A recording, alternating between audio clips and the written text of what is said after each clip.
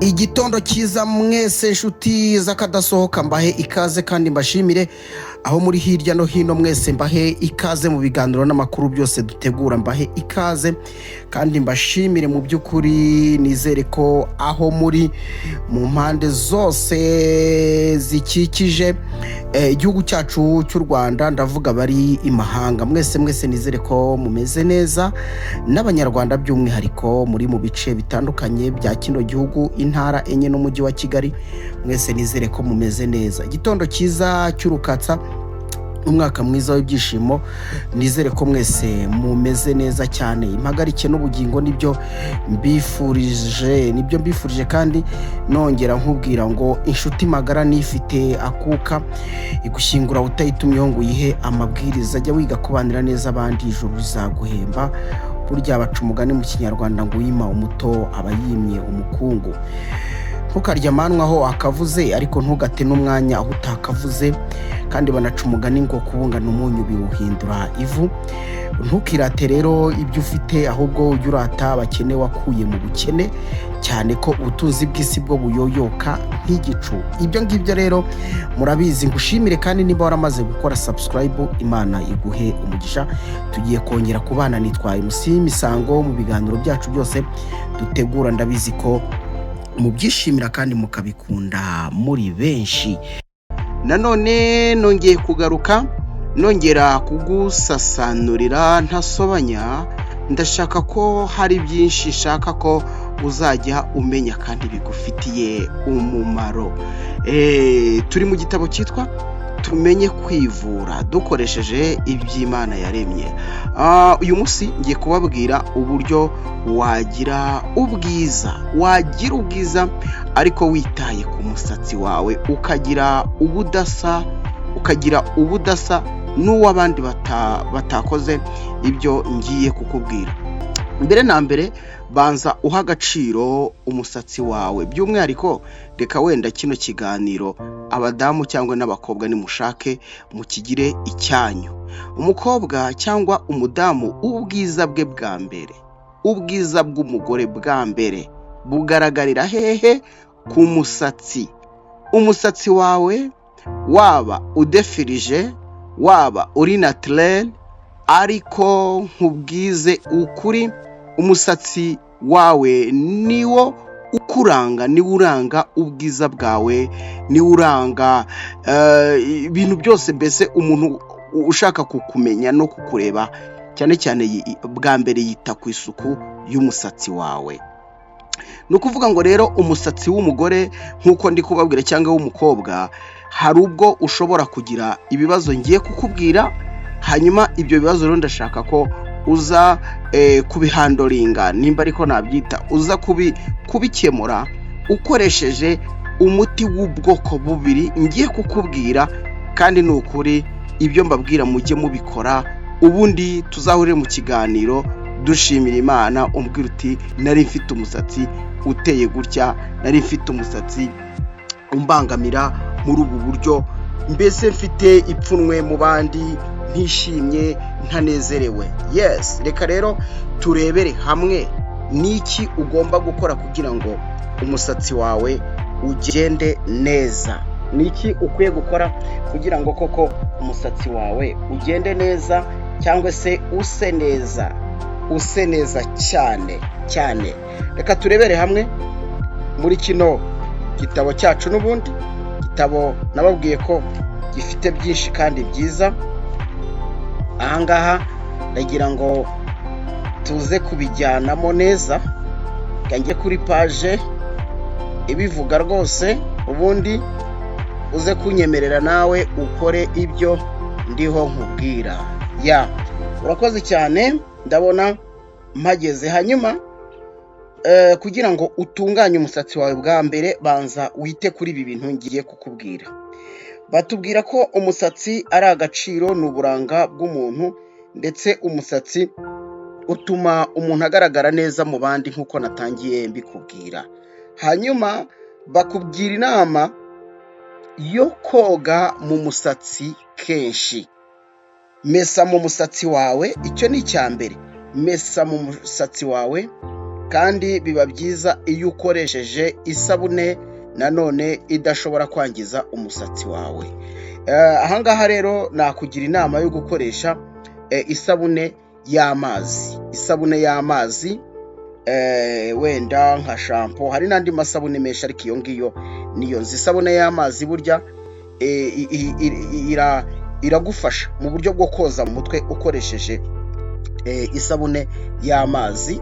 Hano ushobora gufata shampo rero ugashyira mu musatsi wawe, ukawushyiramo kandi ugakoresha intoki zawe. Burya abantu benshi bakunze kumesa mu mutwe bakoresheje ibindi bintu usanga rimwe na rimwe biwukurura. Burya iyo ukoresheje urusokozo uriho umesa umusatsi, ntabwo kenshi nakubwira ko ari ikintu cyiza, kubera ko birangira ahubwo umusatsi wawe uri kuwuca. Ni byiza kuba ufite intoki ukitonda, ukagenda ukoresha inzara zawe mo imbere ya sabune ukayikwiza hose, umusatsi ukawumesamo rwose ukoresheje izo ntoki zawe, ukawushyiramo urufuro ruhagije, ukawunyuguza.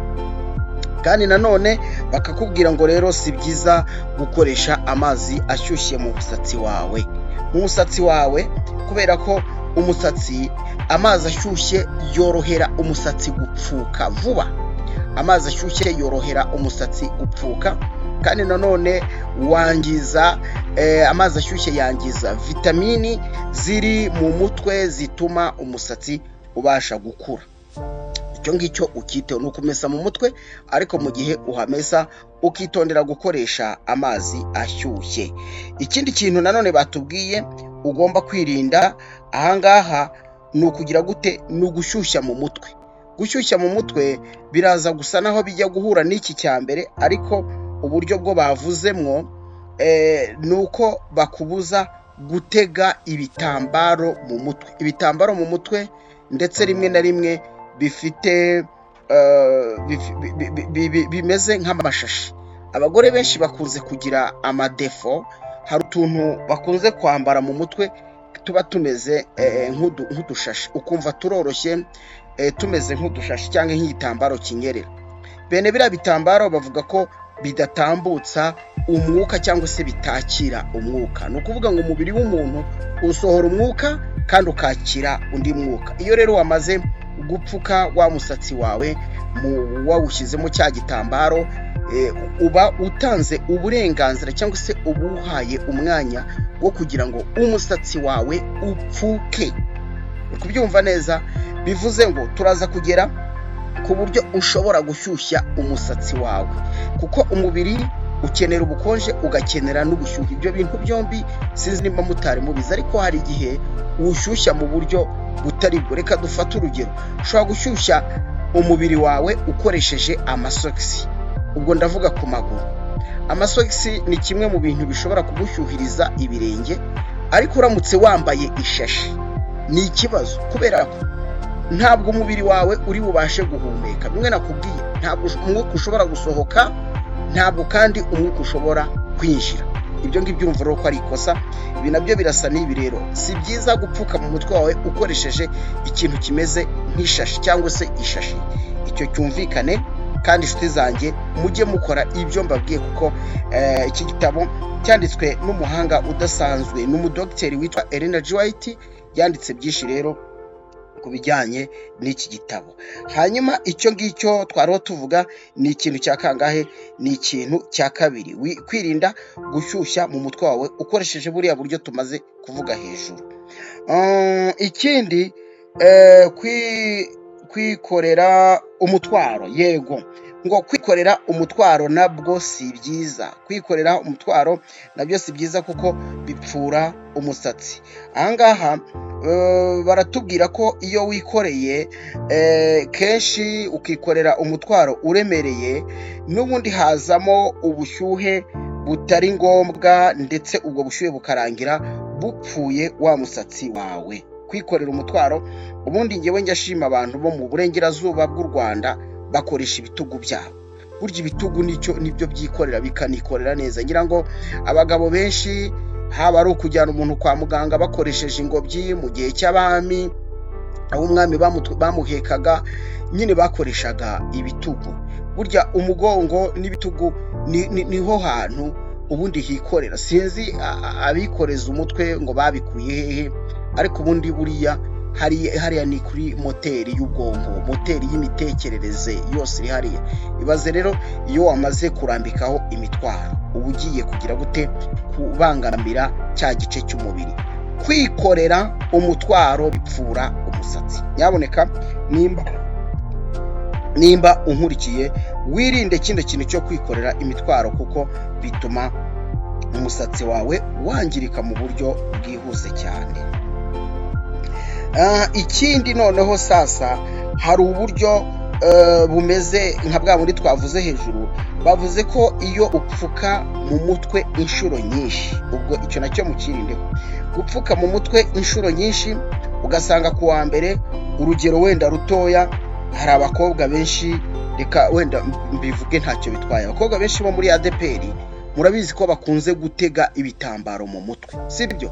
Bakunze gutega ibitambaro mu mutwe, ariko mu by'ukuri ni nabo bakobwa bagira umusatsi mwiza. Ni ukuvuga ngo umukobwa wiyemeje kudatega agatambaro usanga afite umusatsi mwiza. Kubera iki? Kubera ko amesamwo. Wenda uze kutwandikira kubera icyo ugira umusatsi mwiza biterwa n'iki.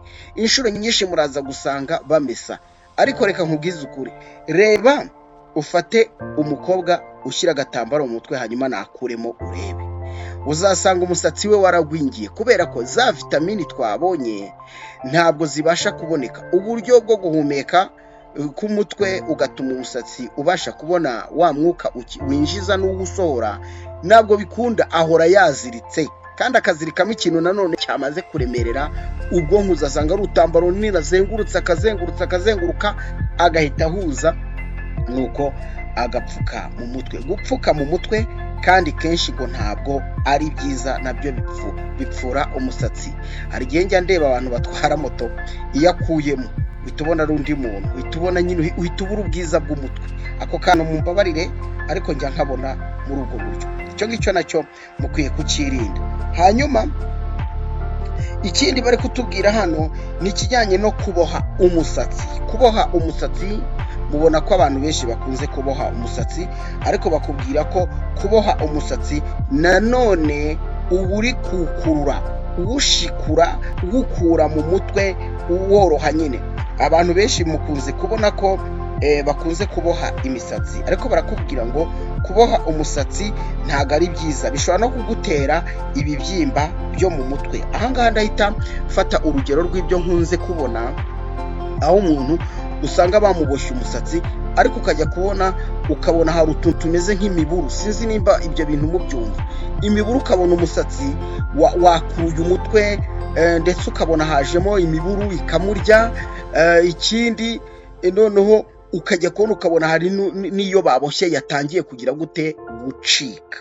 Buriya rero ntago ari ubwiza, nyine uri kumva ko ahubwo bwa bwiza bwawe uri kubukura. Hano barakubuza rero kuboha umusatsi. Kuboha umusatsi, cyakora barakugira inama ko ushobora kuwuboha mu gihe ari mwinshi, ariko ukoresheje n'ubundi umusatsi uri ku mutwe. Ubwo ni ukuvuga ngo aho kugira ngo uzane undi musatsi ku ruhande, bya bindi bimeze nk'ibi, niba bagita ngo ni ibiki ntago mbizi, ariko ngira ngo hano barakubwira ko atagiza kuzana ibindi bintu bimeze nk'imigozi ngo ubohesha mu mutwe wawe, ahubwo nushaka kuwuboha ukoreshe umusatsi wawe, kandi nanone ntukomeze. Ngo ni kwa kuntu uba wifite igisatsi cyawe cya natirere, wajya kuryama ukakizirika. Ubwo wenda nicyo bashatse kutubwira, ariko kuwuboha ukoresheje ibindi bintu biwuboha, wakoresha ibitambaro biwuzirika, wakoresha ubudodo, wakoresha n'indi misatsi ngo y'imiterano, ibyo byose ngo ni bimwe mu bintu bishobora gutuma umusatsi wawe upfuka. Kandi noneho bakakubwira ko iyo upfuka uhera ahagaragara mu maso, hejuru ku gahanga no mu misaya. Urumva rero ko ari ikibazo mu by'ukuri. Bavuga ko umusatsi wawe ushobora gupfukamo, ahandi bavuze ni igice cy'inyuma mu irugu k'umusatsi naho upfuka. Hanyuma rero bari kutubwira noneho uburyo bwo gushyushya rero umusatsi. Uburyo bwo gushyushya umusatsi ni uko uwushyiramo igitambaro mu gihe cya nijoro kugira ngo ubwonko nabwo buruhuke. Kandi nushyiramo igitambaro ushyiremo igitambaro cyo mu bwoko bwa kigoma. Impamvu igitambaro cyo mu bwoko bwa kigoma kibasha gutanga ubushyuhe ariko kikinjiza n'ubukonje nanone bukenewe. Umubiri wawe rero ukabona bwa bukonje ukabona n'ubushyuhe. Urumva ko ni byiza gushyushya mu mutwe ariko mu gihe cya nijoro kugira ngo ubwonko nabwo buruhuke, kuko murabizi nijoro ibice byose by'umubiri ni ngombwa ko tubifubika. Ntabwo warara butumburi wambaye ubusa, ugerageza kwifubika ugashyiraho igikuvurori nyine ugashyushya umubiri. Barakubwira rero ko hano n'umutwe noneho ushobora kuwushyushya ariko ukoresha igitambaro cyo mu bwoko bwa kigoma, cyoroshye kandi kidakomeye, kitabangamira umutwe. Ukizirikemwo hanyuma mu gitondo ugikureho ugiye kumesa mu mutwe wawe. Hano rero barakubwira ko nanone mu gihe cyo kuba ubyutse ni byiza kumesa mu mutwe wawe, ndetse kirasa naho ari icyanyuma bahita batwereka uburyo dushobora no guhita dushyiramo uruvange batubwiye rw'umuti dushobora gukoresha ibintu bikagenda neza. Nimba ubyutse ni ngombwa ko umesa mu mutwe ukoresheje bwa buryo twavuze hejuru. Hanyuma rero ni byiza gukoresha amazi akonje. Ushobora no kuba wayaraza mu nzu, cyangwa se waba uzi ko aho ujya kuyavoma aza kuza nyine akonje. Amazi akonje ni meza ku buryo mu mutwe ukiyashyiramo uhita wumva ubukonje. Amazi akonje afite umumaro munini gukomeza umusatsi wawe. Ni byiza rero kumesa ugashyiramo isabune byibura inshuro 3, ugashyiramo inshuro ya mbere ukakora mu mutwe wawe rwose wose ukawuzenguruka, warangiza ukiyunyuguza, ukongera ugashyiramo indi sabune ukawukoramo rwose, ukongera kandi ukagira gute, ukongera ukiyunyuguza, ukongera nanone indi nshuro ya 3 ugashyiramo indi sabune ukunyuguza cyane noneho bihagije. Kumutsa umusatsi wawe rero nanone barakugira inama ko ushobora kumutsa umusatsi wawe nanone ukoresheje intoki, ushibura amazi uyakubita ukumva ko avuyemo, ugakoresha nanone mbese muri ubwo buryo. Warangiza rero ukaza gukora bino bagiye kutubwira. Urafata amavuta ya elayo, urafata amavuta ya elayo. Aya mavuta ya elayo barakubwira ko wowe ugereranya ukurikije uko umusatsi wawe ungana. Nimba ufite umusatsi mwinshi urakoresha amavuta nyine ahagije ku buryo amavuta aza kugaragara. Nimba ufite umusatsi muke urakoresha n'ubundi amavuta make. Urafata elayo uyashyire mu kantu gashobora gutuma uza kugenda uyasuka akasukika, noneho ukagenda uyasiga muri wa mutwe wawe usa n'utandukanye umusatsi, ushimamo kugira ngo ya mavuta agende yinjira hose. Hanyuma ikindi kintu nguri buze kuvanga n'aya mavuta, uravanga n'indimu. Fata rero aya mavuta uyavange n'indimu, ubivangavange. Numara kubivanga bimaze kuvangwa neza, icyo uri bukore nta kindi ni uguhita utangira gusiga mu mutwe wawe. Ikitonderwa, mu mutwe hagomba kuba hamaze kumuka, ubona ko wumva rwose ko amazi yashizemo, ugiye kongeramo aya mavuta ya elayo avanze n'indimu. Nibyo ngibyo rero ubikore byibura uvuga uti wenda ngiye kumara iminota 30 kugeza kuri 40 kugira ngo mbashe kuba nahita njya mu kazi. Ushobora kuba ugiye mu kazi k'ubuhinzi nk'uko hano babivuze, cyangwa se akazi ko kujya kwigisha ijambo ry'Imana, ibintu nk'ibyo ngibyo. Hano barakugira inama ko ibikorwa byawe ushobora kubikora nyuma y'iminota 40. Noneho rero bakakubwira ngo nimba wamaze gufata ya mavuta yawe wabishyizemo neza, wumva umusatsi wose wawushyizemo ya mavuta, ngaho rero gira gute, sokoza.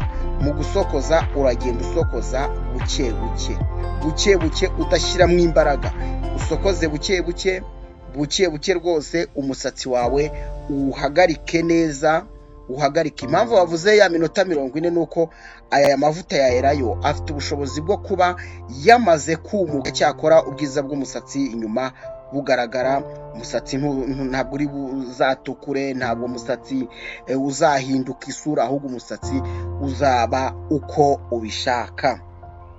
Iki rero nimba mugikoze mutya, barakubwira ko byibura buri gitondo ushobora gukora ibyo bakubwiye. Umusatsi wo urawurinda buri munsi, ariko kumesamo witegura kujya mu kazi bikore mu gitondo byibura mu minota 40 witegura kujya mu kazi, ubone kuwusokoza wamaze kumuka. Indimu yamaze kwica mikrobe.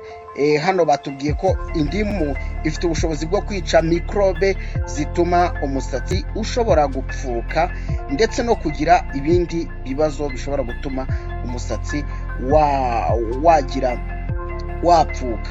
Hanyuma bakakubwira ko amavuta ya elayo yo afite ubushobozi bwo gutanga ubwiza no kurinda umusatsi icyawangiza. Reka mpinira ahangaha kandi mbashimire. Gusa kino gitabo kivuga byinshi nyine ku musatsi, ariko ibyo nibyo by'ingenzi cyane nabahitiyemo. Mbashimire cyane, bifurize amagara mazima nshuti zanjye, kandi twongere duhure muri komanteri. Ushobora no kunyandikira, ukanyandikira rwose kuri nimero yanjye ibiri muri kino kiganiro. Reka mbashimire kandi nanone mbifurize amagara mazima. Wibuke gukora subscribe, maze rero nubona umusatsi wawe wakuze, wari waracitse, ukabona umusatsi wawe utari umeze neza, waje kuri gahunda, uzanyandikire ubimbwire. Reka mbashimire kandi mbifurize umugisha w'Imana.